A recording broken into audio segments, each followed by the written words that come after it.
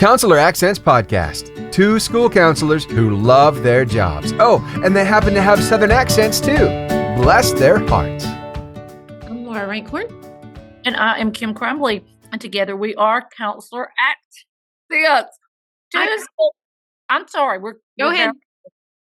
Two school counselors who are in the trenches with you. We know what you're going through because we're going through with you every day.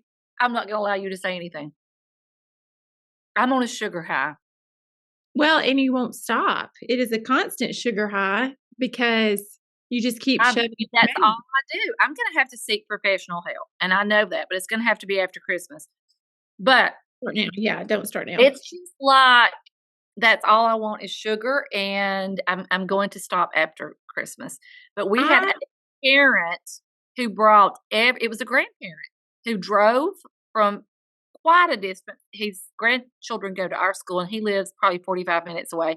He has brought boxes and boxes of Dunkin' Donuts coffee, all manner of sweets. Oh, I'm on my way. I'm just like, what grandparent does that?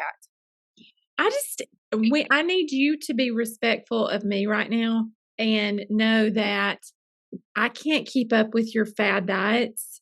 Since we have been doing this, you will say, I don't drink caffeine. And then I'll see you chugging a Diet Coke. Well, that day, it was real to me in my heart. I had purposed in my heart not to drink caffeine. And then recently you were like, I'm not doing sugar. I have not had any sugar. And now you're shoveling the Buckeyes in your mouth like we're in Ohio. Oh my gosh, the Buckeye State.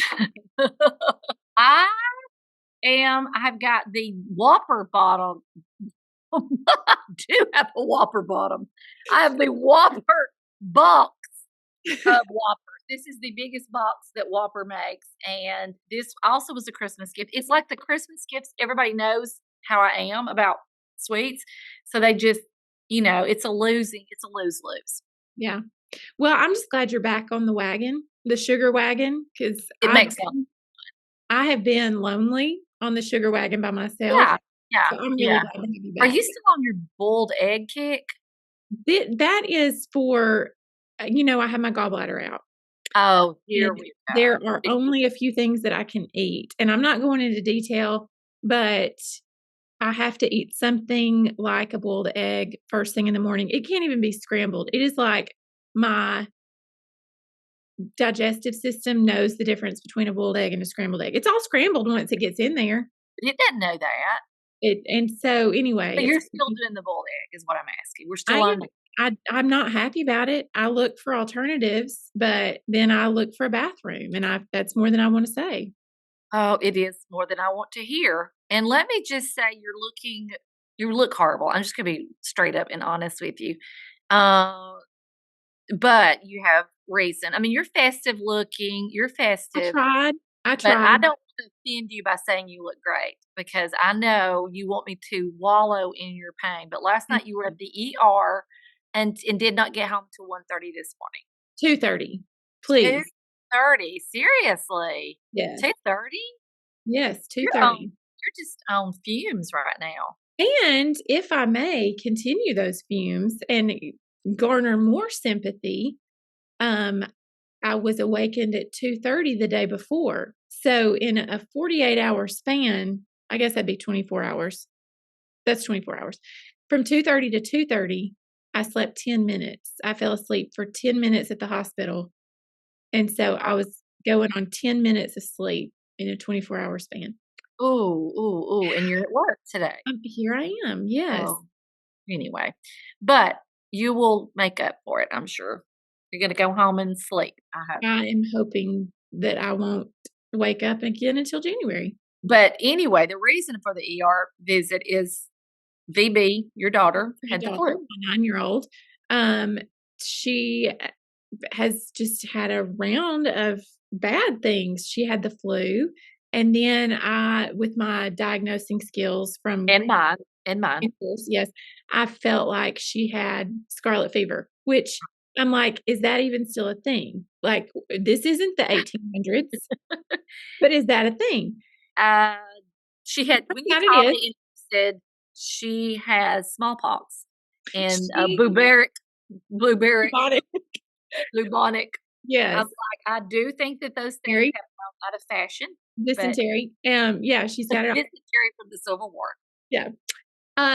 No, my clues were her face. She had a high fever and her face was like beet red, except right around her mouth. It looked like she had gone out into the sun with a pacifier. And since we wrestled that pacifier away from her several years ago, You knew that wasn't it. I wouldn't put it past her to still have one tucked away. She loved it so much. But anyway, yeah. And let me just tell you this, I'm going to rabbit trail for a second. She was very sick. So 2:30, 4:30, like we're up and I thought, okay, I'm going to get her a doctor's appointment because that's the logical first step before you go to the ER. Right. With the doctor. And so I made her an appointment at 7:30 or for 7:30. So I'm running out the door and we love our husbands. Oh, Sometimes. love And them. they're great. But I know my husband's not going to listen to this. So I feel like They're idiots. Let's just say it. Let's just about him. talk. He's so sensitive, bless his heart, that if he hear this, yeah. he'd mope around for the next week or two. And he does so much to help. Okay, let me just. You know what? You've already lost it when you said bless his heart, which You're right. clearly means. Well, anyway, so I got up. We were both up at 2:30 trying to get the kids. We're trying to get Victoria Bell situated. He goes back to sleep. I am up, being mom, helping her, doing all the things. And I could not go back to sleep. So I got their clothes ready. I exercised. I made meatballs for the staff potluck. Did all these things. Woke the girls up because I knew that he was going to be taking them to the doctor's office. And got them dressed, got their teeth brushed, got their hair done, got the routine, got myself out the door. So I'm walking out the door. I slip, nearly fall because there's ice, like the one time a year that there's ice. And I'll come back in the door. The girls are sitting on the couch. And I'm like, y'all have to be leaving right now to get to the doctor. Where is your dad? And they're like, we don't know. So I walk out on the back porch where he is standing there drinking a cup of coffee. He chooses this moment in time now, to admire the view. Like we didn't sit on the back porch all summer. We didn't. And now we're going to. That makes perfect sense. We don't have the time to get out the door. We're just going to lounge. We're just going to lounge. And Mr. Roger outside and drink our little coffee. We're not outdoorsy people. Not like you. You're helping me become more nature oriented. But anyway, so I'm like, what are you doing? And he's like standing there with his cup of coffee, like, I'm just meditating. Yeah. I know you didn't go, what are you doing with that little? Oh, no, I didn't. You're so cute voice. I hope that my voice conveyed my true feelings just then. Like, what are you doing? It was not that's more like what you said. Doing? What the? Yeah, they're useless. A lot of times they're useless, and bless their hearts. Some of us are really good in crises, which this was this was not a large crisis by any means, but some of us are really good in that, and then some of us are shut down. Yeah, and he's a shutter down. Yep. My husband is too. He will go slower when the moment says get faster. Yeah. Do more. We're in emergency. He will shut down. And he sometimes I used to think it was passive aggressive, but I don't think it is. I think it's just passive idiot. That's a new one. And I think, what is it? The mental, that's going to be a new. DSM, that's going to be the DSM. Yeah, that's going to be the new is passive idiot. I will go into, when it's not called for, I will go into superwoman mode. And then, my husband will completely shut down and I have to tell him, get going because this is an emergency. So today we have Kathleen Weber with us. And just to segue in, I think that, high stress times call for some coping skills that maybe we've not considered before. And Kathleen Weber is here to teach us said coping skills that we've not considered. She is a former school counselor of 25 years. She has 2 articles that are published on EFTinternational.org. And if you're thinking, what is EFT? She's about to tell us. She does individual sessions with clients. She also does professional development for schools on EFT. She's been a presenter at the 2023 International School Counselor Association Virtual Collaborative on EFT, which does stand for Emotional Freedom Techniques. And she's going to teach us all about EFT.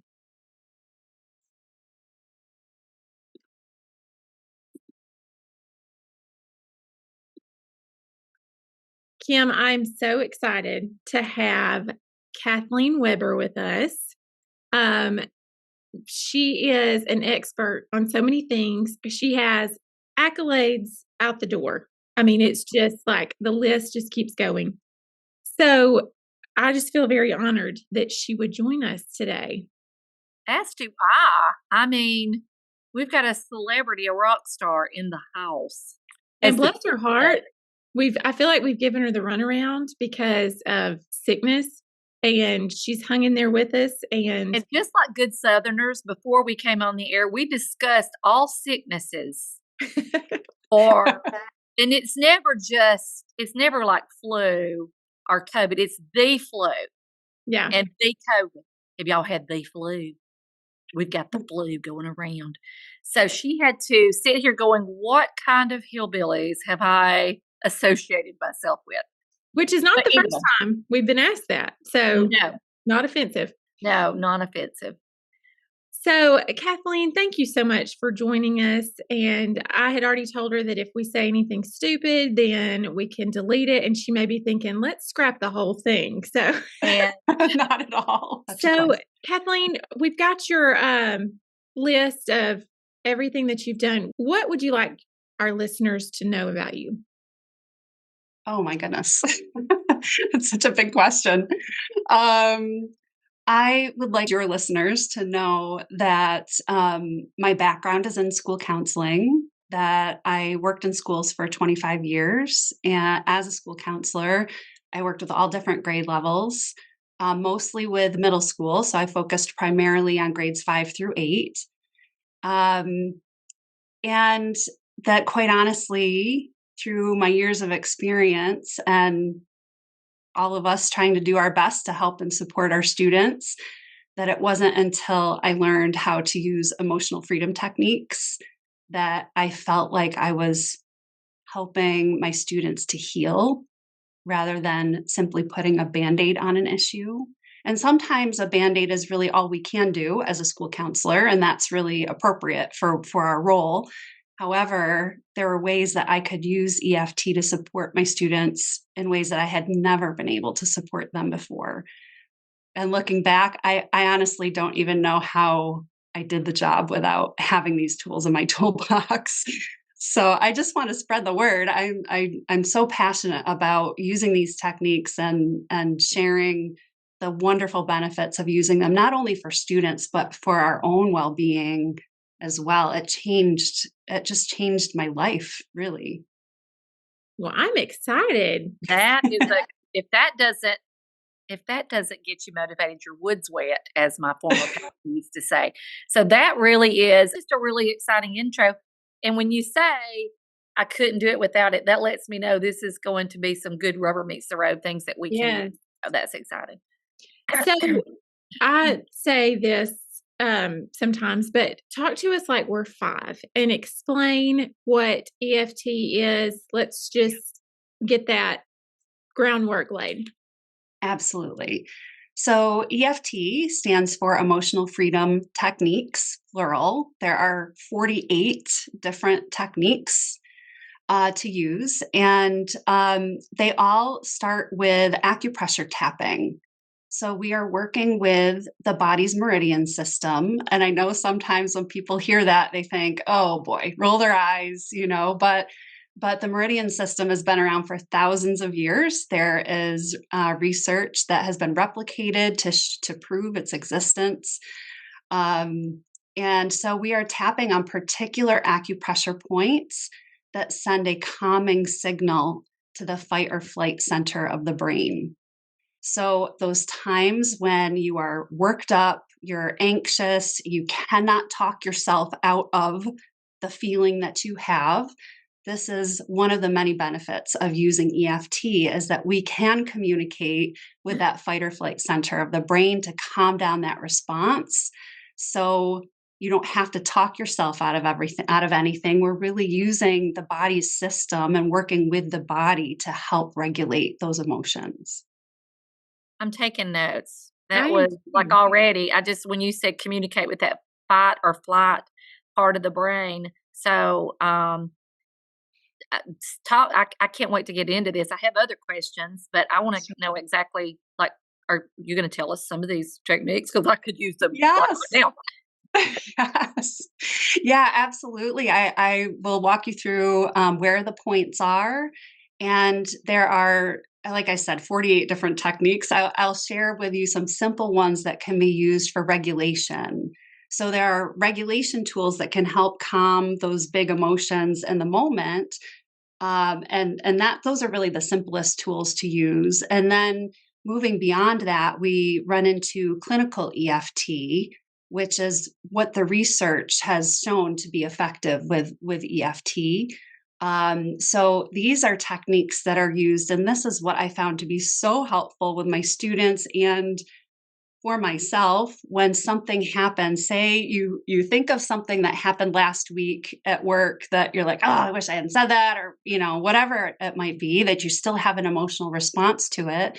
When we use EFT on how we're feeling now about something that happened last week, we're calming the nervous system down and that emotional response down while we're thinking about what's bothering us. So it's like pulling the trigger right off of that event so that you can think about that event and not have that same emotional or physiological reaction to it.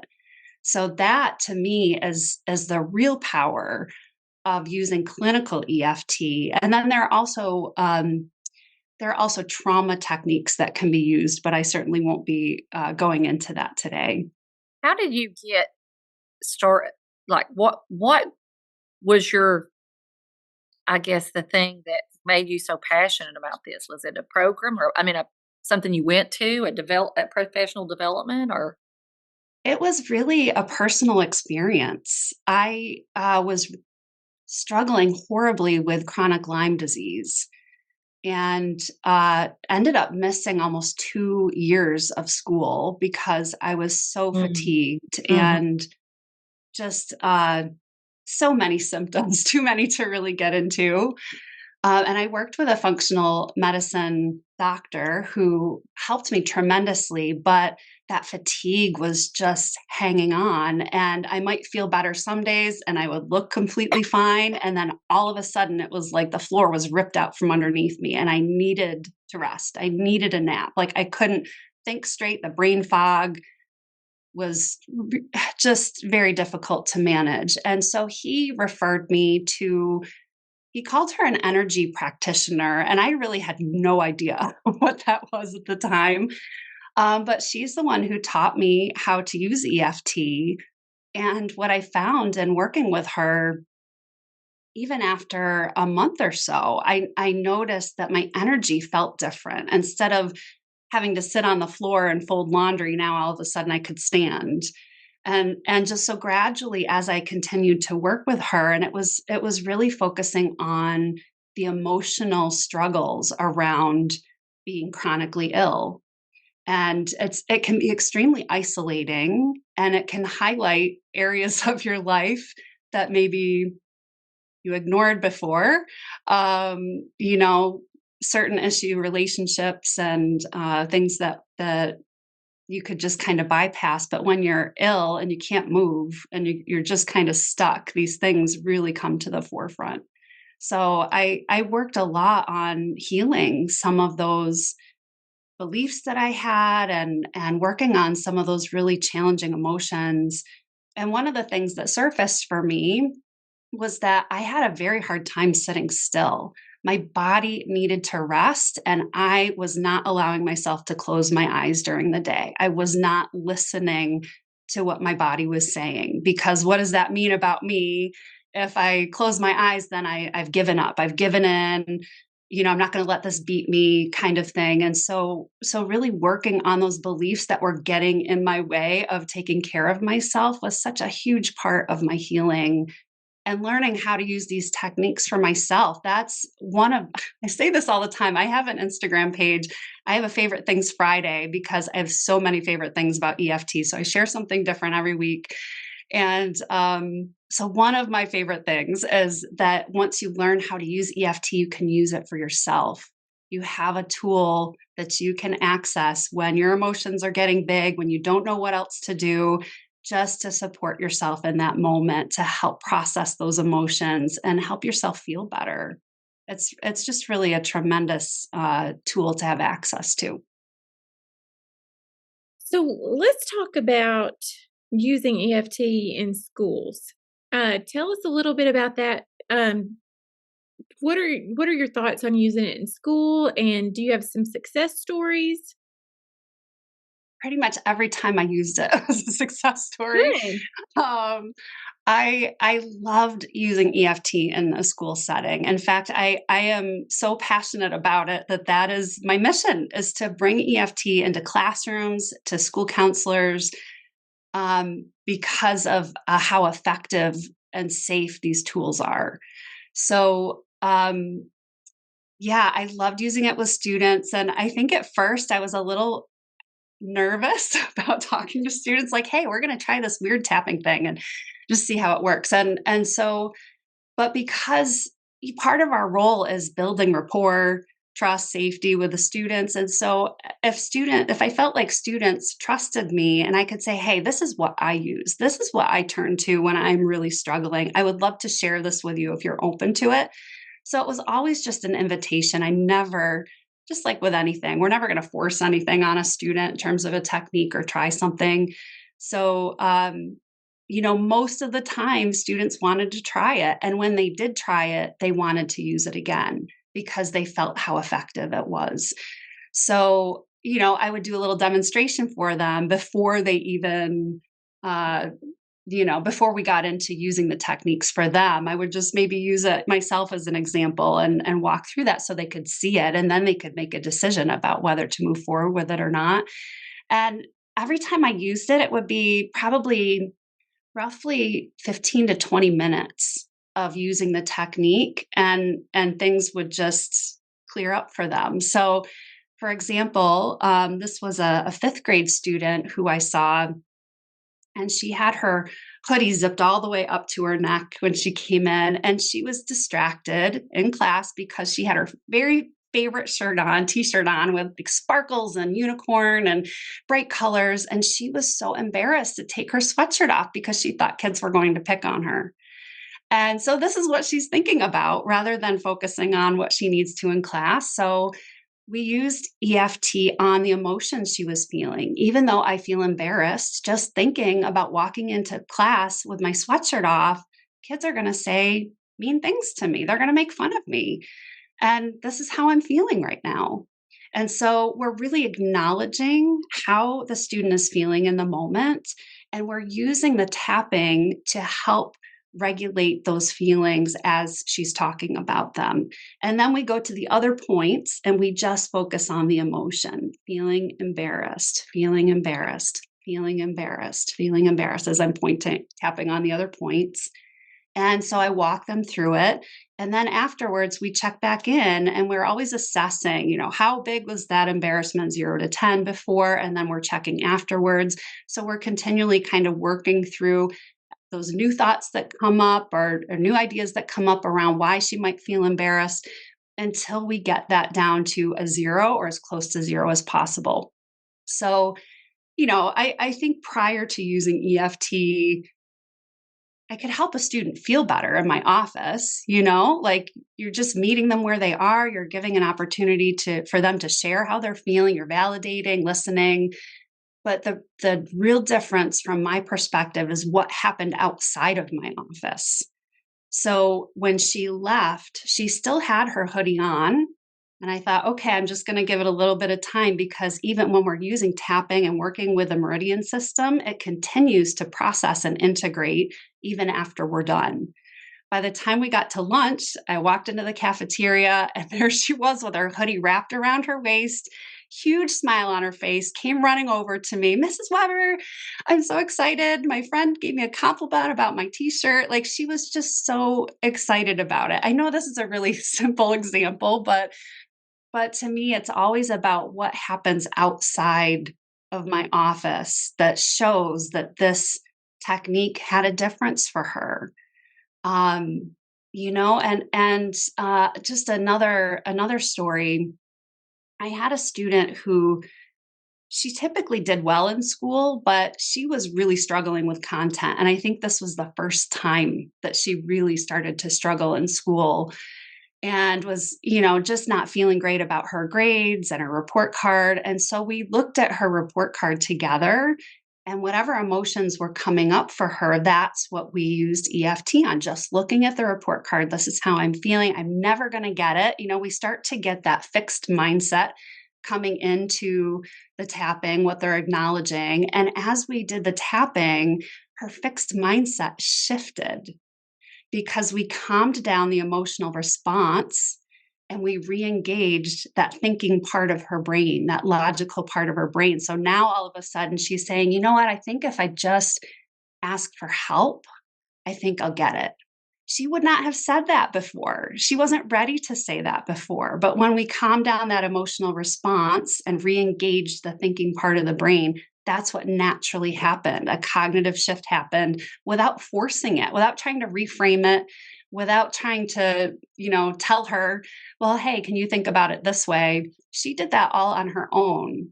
So checking in with her the next week, she was a different kid coming in to see me, and she knew how to use tapping, and she was able to support herself with that tool during the week if she felt like she was struggling with a concept in school. So, 20 minutes, and it was a world of difference for this child. So I have lots of those stories, by the way. Wow. So what is the science? What is that tapping actually doing? Like, what is it scientifically or physically doing to the body? Yeah. So when we think about, I'm not sure if you're familiar with Dr. Dan Siegel's hand model of the brain, Yes. but yeah. So when we think about that flipped lid and losing connection with that thinking part of the brain, because the limbic system is activated, that fight or flight is activated. Yeah. When we're tapping on particular acupressure points, we're sending a pulse through that system. It goes through all of our organs, and it goes up into that fight or flight center of the brain, so that what happens is we are through our neurons, we're sending a calming response to the body, through all of our organs and our whole system. And so when we calm that part of the brain down, and we're calming the body down and what's happening in the body, then what happens is we're re-engaging that thinking part of the brain. So our thoughts shift. It happens to me all the time when I'm using tapping and I'm calming down that impulse, that fight or flight survival impulse. Then I can think more clearly. We don't want to think when we're in a fight or flight for real, right? Like Yeah. we don't want to stop and pause. Right. Excuse me. We want to just act, but most of the situations where we're in that fight or flight is not a life or death situation. So I don't know if that really answered your question. Yeah, it does. That makes sense. Is it just certain parts of the body that it works though on? Like, do you have? I'm sure those are the points that. And does this tie into maybe acupuncture, or is it those same kinds of points? Or Yeah, it's those same kind of points. And there have been studies done that have compared these particular acupressure points with sham points. And these are clearly the acupressure points that work with that limbic system in the brain. yeah, Mhm. Yeah. Yeah. So it's the same.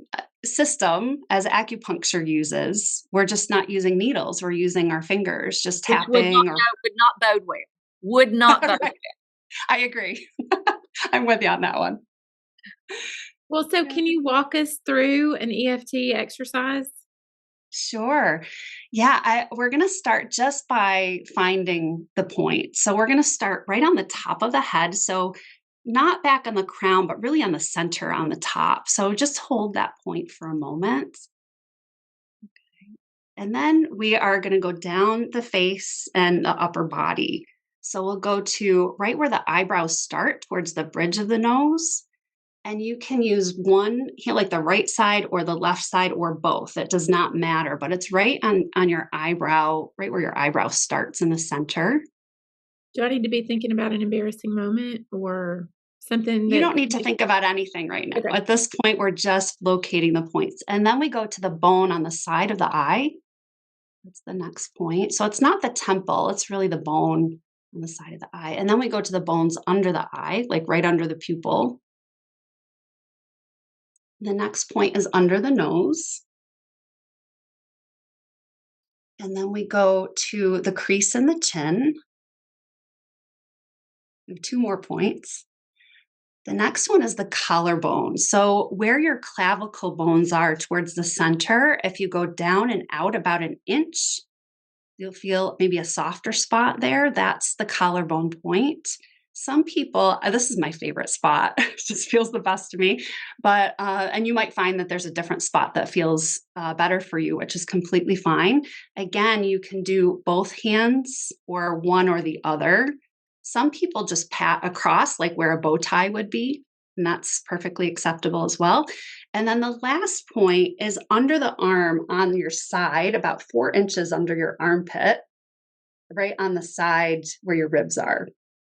So some people cross over and hit both sides. Some, like the kids, really like the monkey, hit the sides, same side as their hand is on. So whatever's comfortable for you. Okay, so those are the points. So we're going to do an exercise that's just called tap and breathe, which is just what it sounds like. We're going to tap and breathe.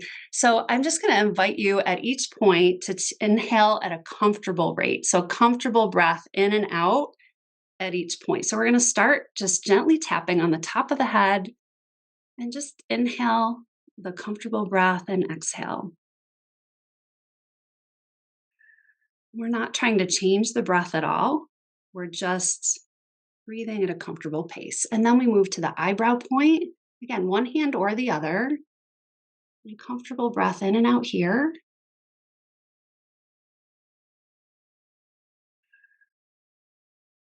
And then we move to the side of the eye.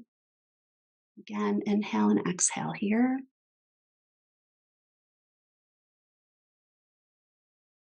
I like to breathe in through my nose and out through my mouth, but whatever feels right for you is what we want you to do. We go under the eye.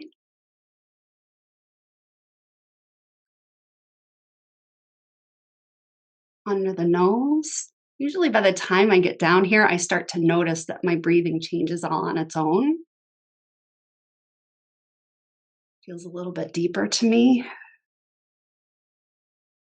And the chin point, another breath here.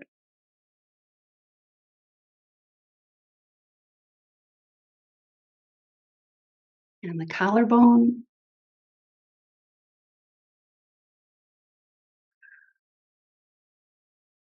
And under the arm, another nice comfortable breath here.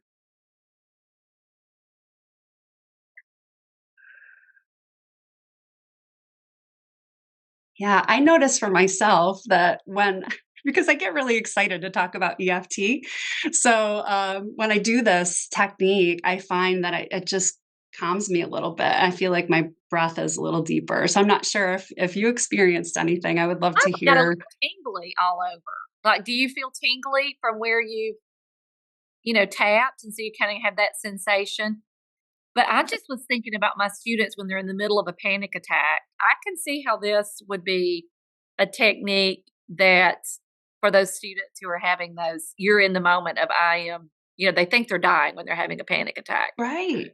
So I can see how, and even for teachers, I can see especially what we're seeing nationwide is the trauma that teachers have experienced or still experiencing. So I can see how this would be something that educators would be very interested in, as for our students as school counselors, but even as educators and adults. So I don't know, if this was something that, say, a teacher was, because I am thinking about, teachers come to school counselors and they're having these things, and I'm thinking this might be, but is there a therapist they go to? You went to a specialist that did this, but who do we send people? I mean, I wouldn't feel comfortable training anybody to do this. So how would we be trained to be? Are you a facilitator? Like, you are a facilitator. Okay. Yeah. I offer professional development for Okay. schools. In fact, I did a professional development for a middle school staff recently, and it was very well received. The feedback was really quite positive. And I think because being in a school, we all know what it's like to be in professional development with someone who has never stepped foot in a school. Yeah. you know and so I think just the experience that I have, the knowledge that I have with these techniques, the fact that I've used them with students and in a school setting, I understand the culture, so being able to speak to that and to give strategies that are simple and can be integrated without a curriculum, that you don't need to do a lot of research with this, that I can hand it to you and you can start using it right away. And it's so quick. That little exercise of tapping and breathing took a couple of minutes. That's it. That's all we need to help regulate our students and our teachers. And when we're using these techniques with our students, we're benefiting ourselves too. Right. So even if I'm focusing on my students' words and what their issue is, I always feel better Sure. myself Yeah. after Okay. using the tapping. So something that can help the students and help ourselves as educators, Yeah. to me, that's priceless. Yeah. It makes sense. It's just like we know what breathing does for students, and this makes sense. I mean, there's movement here. You're tapping into your inner thoughts, and so that's so powerful. Uh, Thank you so much. I think we're going to have some listeners who are going to be very interested. If this is new to you, can we look this up on the internet? I mean, if they want more information, where can we Yeah. send our listeners? Sure. I have a website. It's KathleenWeberEFT.com. And we So will link that, I'm sure. wonderful. I would also recommend EFTinternational.org. That is the organization that I am certified through. And there's a lot of really great information. I actually have a few articles that have been published on their website. And I have a blog for more information about using EFT as a school counselor, benefits of using EFT in the classroom. I'm happy to talk to anyone about EFT. So even if anyone just wants to reach out, I offer a free 15-minute consultation. Anyone can just reach out, schedule an appointment. I'd be happy to chat with you about what you're looking for and to see if it's something that I can help with. And if not, then I'm happy to also try and find something that better suits your needs. So yeah, I love EFT. I love sharing about it. I love helping educators. I feel very passionate about that because we are doing incredible work. And it is, to me, one of the hardest jobs out there, and underappreciated. And so I want to say thank you to people. I do actually offer a free masterclass for school counselors to go through a couple of the other techniques. So that's on my website as well. If people want to sign up for that, just to try it out a little bit more and dip your toe in it a little bit further. So I offer that once a month. And again, it's free. There's no obligation. It's really Wow. just to give to this wonderful community. Can that be is that a Zoom, or do you have to be where you're at? It's over Zoom, and All all of my right. professional development can be offered via Zoom as well. Very good. Well, I know that Yeah. we're gonna have some people that are gonna be taking advantage of that, so that's a great Wonderful. resource. Wonderful. Well, thank you so much for joining us. I feel like you have given us a brand new arsenal of coping skills. And so I appreciate your time. I appreciate being here and your time and being able to share my passion with your audience. I very much appreciate that, and I love your passion and just your energy. It's very fun to be here with you. Oh, you're so sweet. Thank you so much. Wow. That was a fresh word, if you will. Yeah. So that's I could not stop thinking about certain students, and especially those students who were in the middle of throes of a panic attack. And I thought this is going to be a great rubber meets the road. That's just it's not this huge, like, mind blowing. It just makes sense. It's simple and something that you could put in your toolbox.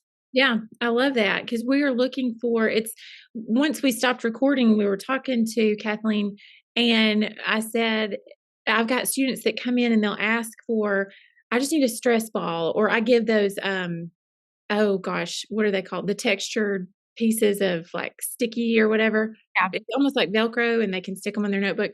I give them that, but I always worry about what are you going to do when you're not around your notebook or when you don't have your stress ball. And this is a technique that they can use on the go anytime. So I love that. Yeah, I do too. And I think, that she offers that free master class for school counselors. So I love that. You don't have to end it here if Yeah. you're interested in that. And I think we were all, as we were listening to it, we talked to her afterwards of specific people in our lives that we think that would work for. Yeah. And I talked to her privately when you were not listening. You had stepped out, and I talked to her about having to deal with you. Okay. And so, she gave me some henceforth never before seen tapping skills Oh, for you okay. to deal with you. Yeah.